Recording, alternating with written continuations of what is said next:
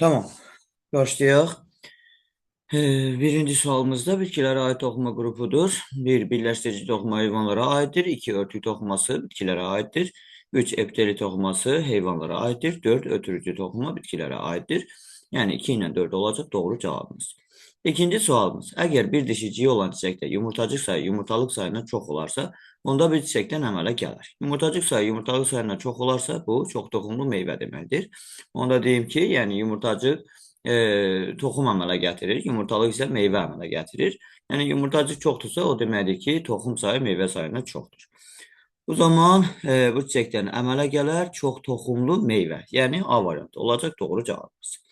Üçüncü sual. Şam ağacının həyat dövründə baş vermir. Tozlanma baş verir bilirik. Mayalanma baş verir. Erkəkçiklərdə tozcuqların əmələ gəlməsi baş verməz. Çünki onlarda çiçək olmadığı üçün erkəkçik də olmur. Dişi qoza, erkək qozada tozcuq əmələ gələr, amma erkəkçiklərdə tozcuq əmələ gəlməz. Və D variantında dişi qozada toxumların əmələ gəlməsi baş verəcək. C variantı olur sualımızın doğru cavabı. Dördüncü sualımız, iki qat mayalanmada spermilər birləşir. Deməli, iki qat mayalanmada spermilər biri birləşir yumurta hücrə, biri birləşir mərkəz hücrə ilə. Yəni 1 və 4 olacaq doğru cavabımız A variantı. Beşinci sualımız, şəkildəki bitkilərin toxumları hansı üsulla yayılır? Deməli, birinci şirəli meyvəsi olduğuna görə heyvanlar onu yeyəcək və toxumunu yayacaq. Ona görə birinci də heyvanlarla, ikinci də qanadcıq olduğuna görə külək vasitəsilə yayılacaq. Yəni A variantı doğru cavabdır. Altıncı sualımız, yanlış fikri seçin, fikirləri seçin. Cücərmə zamanı yaşıl toxumlar, yaşıl yarpaqlar əmələ gələnə kimi rüşeym toxumun ehtiyat qida maddələri hesabına qidalanır. Bu doğrudur. Yəni, çünki yaşıl yarpaqlar əmələ gələndən sonra fotosintez baş verdiyinə görə artıq fotosintez hesabına ehtiyat qida maddələri əldə olunur. Və o vaxta qədər toxumun ehtiyat qida maddələrindən hazır şəkildə qidalanır. Bir, doğruydu. Cücərən toxumda rüşeymin qidalanması və tənəffüsü güclənir. Bu da doğrudur. Toxum cücərərkən əvvəlcə onun qabığı çatlayır, sonra o suyu udaraq şişir. Xeyr, bu yanlışdır. Çünki əvvəlcə suyu udaraq şişir və sonra qabığı çatlayır. Yəni 3 yanlışdır. Cücərməkdə olan toxumda ilk olaraq rüşeym gövdəciyindən yan köklər çıxır. Bu yanlışdır. Çünki ilk olaraq rüşeym kökçüyündən əsas kök çıxır. Yəni burada yanlış olanlar 3 ilə 4'dür. O da A variantında verilmişdir. Beşinci sualımız, daha doğrusu 7-ci sualımız. Mətndə nöqtələrin yerinə uyğun gələn ifadələrin düzgün ardıcıllığını müəyyən edin. Orqanizmi əhatə edən cansız və canlı təbiətin bütün amilləri nə adlanır? Mühit adlanır. Mühit şəraiti olmadan orqanizmlər qidalanma, tənəffüs edə, böyüyə və nəsil verə bilməzlər. Yəqin ki, orqanizmlər gedər. Deməli, 3, 2, 3, 2-dirsə C variantı olur yəqin ki. Baxaq, deməli, abiotik, yəni cansız təbiət amilləri, yəni 4 gedəcək növbətiyə, işıq, temperatur, rütubət, torpaq və havadır. Canlı təbiət amillərinə isə bakteriya, göbələk, bitki və heyvanların təsiri aiddir. C variantı doğru cavabımız. 8-ci sualda cədvələ əsasən x üstəgələk y ifadəsinin cəmini hesablayın. Yasəmən bitkisində zoğun müəyyən hissəsindəki buğumların sayı 6'dır. Buğum aralarının sayı. Buğum araları buğumdan 1 vahid az olur. 6'dan 1 çıxarır. Eləyəcək 5. Yarpaqların sayı. Bu qarşı-qarşıya düzülüş olduğuna görə 1 buğuma 2 yarpaq, 6 buğuma x, y yəni desək, y bərabərdir 12 olacaq. Yəni 5 üstəgələk 12, bu da bərabərdir 17 olur doğru cavabımız. Uyğunluğu müəyyən edin. Dərisi qurudur və üzəri qərniləşmiş buludlarla örtülüdür. Bu sürünənlərə aiddir. Və buradan da verilən sürünənlərdən sadəcə B variantıdır. 1'ə B. 2. Pulcuqlarla örtülüdür və selik ifraz edən vəzlərə malikdir. Bu balıqlara aiddir. Yəni 2'yə D, 1'ə B, 2'yə D. Sonra bəzilərlə zəngindir və tüklərlə örtülüdür. Bu məməlilərə aiddir. Yəni A olacaq. Deməli, 1'ə B, 2'yə D, 3'ə A, B, D, A, bu D variantıdır yəqin ki. Çılpaqdır və selik ifraz edən vəzlərə malikdir. Bu da qurbağaya aiddir. Yəni 4'ə də Y olacaq doğru cavab. Yəni D variantı sualımızın doğru cavabıdır. 10-cu sualımız səhv bəndi müəyyən edin. Arının bədəni baş, döş və qarıncıqdan ibarətdir. Həşeratlara aid olduğuna görə doğrudur. Başında bir cüt bığcıq yerləşir, bu da doğrudur. Qarıncığında hərəkət orqanı olmur. Qarıncığında hərəkət orqanı həqiqətən olmur. Bu da doğrudur. Çünki yəni hərəkət orqanı yermə ayaqları və qanadlardır. Yermə ayaqları döş hissədə, qanadlar da döş hissədə yerləşir və hətta döş hissənin ikinci və üçüncü buğumlarına qanadlar birləşir. Onu da qeyd edib yadda saxlamaq lazımdır. Və döş hissəsində 3 cüt yermə ayağı və 1 cüt qanad olur. Bu fikir səhvdir. Çünki 1 cüt yox, 2 cüt qanad olur.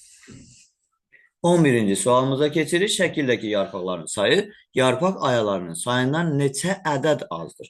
Yarpaq göründüyü kimi 4 dənədir. Yarpaq ayalarını da şəkildən saya bilərik. Yəni birinci yarpaqda 7 dənədir, ikinci yarpaqda 1 dənə 8, üçüncüdə 5 dənə 13, dördüncüdə 1 dənə 14.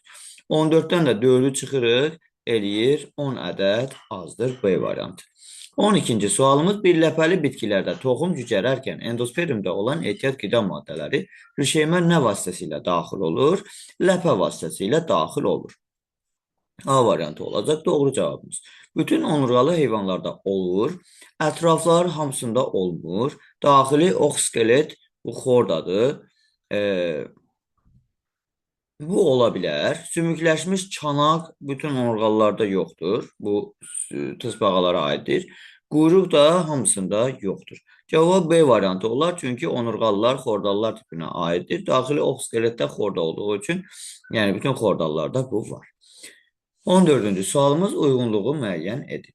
Kəpənəklər çiçəklərin çarpaz tozlanmasında iştirak edir. Özləri isə nektarla qidalanır. Bu doğrudur.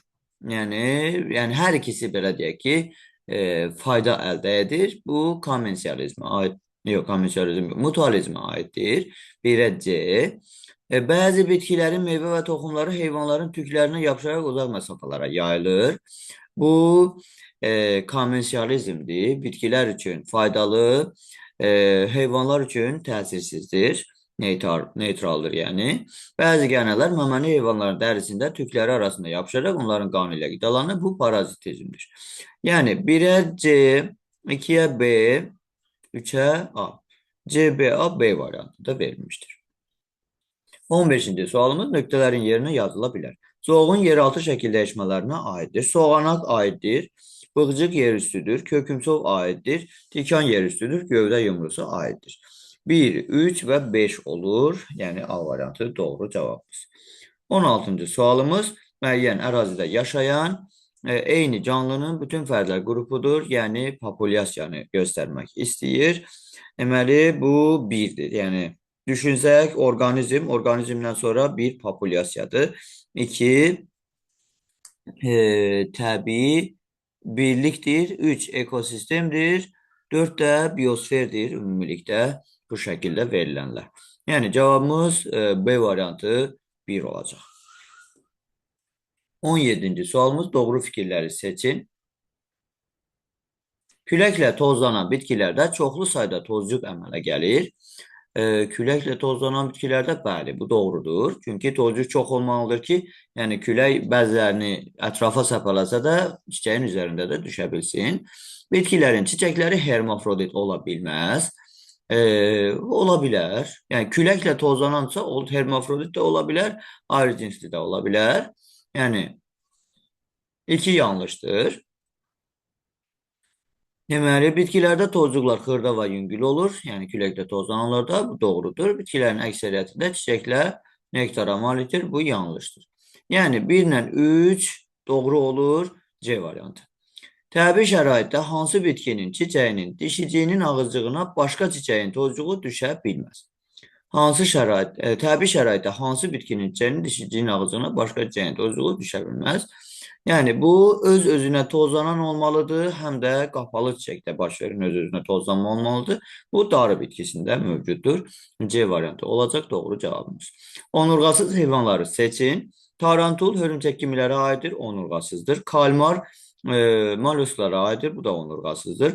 Armadil Armadil səhv eləmirəmsə bu onurğalılara aiddir. Tısbağa onurğalılara aiddir. İlan onurğalılara aiddir. Soğulcan onurğasılara aiddir. Yəni 1, 2, 6 olacaq. Doğru cavabımız B variantı.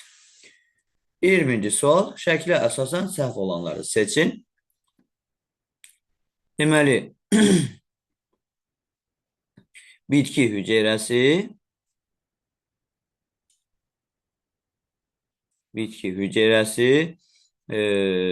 bir nüvə deyil, bir vakuoldur. Deməli, elə bir olacaq, biri. 2 xloroplastlar ola bilər məncə. 2 xloroplastlar ola bilər, bu doğrudur. 3 sitoplazma ola bilər, doğrudur. 4 vakuol, yox, nüvədir. 5 hüceyrə divarı, bu doğrudur. Yəni 1, 4 D variantı olacaq doğru cavabımız. Nöqtələrin yerinə uyğun gələn ifadələrin düzgün ardıcıllığını müəyyən edin. Digər köklər üzərindən inkişaf edir deyirsə, bu yan kökdür. Yəni 2 deyirəm, 1 yazılacaq birinci boşluğa. Gövdədən və yarpaqdan çıxan köklər əlavə kökdür. 3 yazılacaq. Toxumun rüşem kökü ilə inkişaf edən köklər isə əsas kökdür. Deməli, 1, 3, 2 B variantı olacaq doğru cavabımız. 22. Lobya bitkisinin həyat dövrünün sxeminə əsasən yanlış olanları seçin. A. Çiçəkləmə. Deməli, ola bilər. Məncə B. Çarpaz tozlanma. B. Tozlanma deyil. Elə düşünürəm. Meyvə toxumun yetişməsidir. Yəni, meyvənin əmələ gəlməsi də deyə bilərik. Yəni, 2 yanlışdır. C. 2 qat mayalanma 3 də yanlışdır. D. Toxumun cücərməsi, bu doğrudur. Y. Yarpaqlı yerüstü hissənin inkişafı, bu da doğrudur. Yəni B ilə C yanlışdır. B ilə C deyirəm. Hədə 2 ilə 3 yanlışdır. C variantı. 23-cü sualımız şagirdlər müəyyən sahədə biomüxtəlifliyi qiymətləndirmək üçün tədqiqat aparmış və nəticələri aşağıdakı cədvəldə qeyd etmişlər.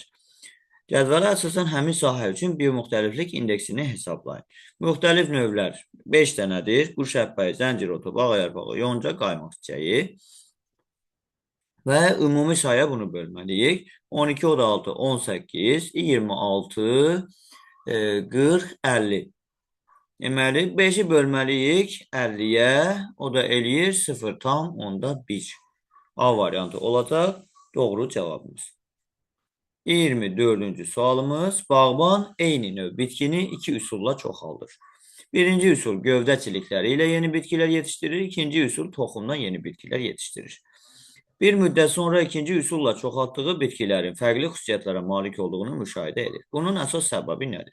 Vegetativ orqanların daha sürətli inkişaf etməsi, bu yanlışdır. Cinsi çoxalmada genetik müxtəlifliyin yaranması, bu doğrudur. Yəqin ki, cavab budur. Toxumda eter qida maddələrin daha çox olması, bu doğru deyil. Generativ orqanların fəaliyyətinin zəiflənməsi, bu da doğru deyil. Yəni, cavab B variantıdır ki, orada erkək bitki və dişi bitki iştirak etdiyinə görə genetik müxtəliflik yaranır.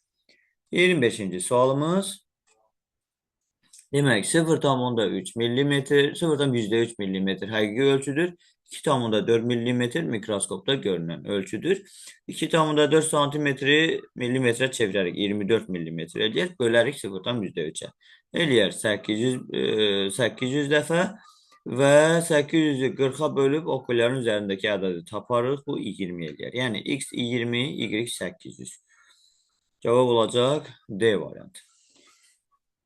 İndi mənə deyərsən, görək neçə dənə düz, neçə dənə səhv var. Yəni, suallar asan idi, o qədər də çətin deyildi. Yəni, buradan maksimum 1-2 dənə səhv etmək olar məncə. Amma hamısını da yazmaq mümkündür. Elədir? Bir dənə. Bir dənə səhv. Tamam, qapalı. Hansı sual idi səhv? Mən bu 8-ci sualı yarpaqlar falan. Boğmarasını tapmışdım, o yarpağı səhv etmişdim. 8-ci sual. Yarpaq hədə. Yəni hər boğumda 2 dənədir. Tamam. Sənə yenə test göndərəcəm. İnşallah işləyərsən, yəni növbəti günlərdə qoşulub yoxlayar. Görüşmək. Oldu. Bu günlük bu qədər. İnşallah görüşərik. Hə. Sağ olun.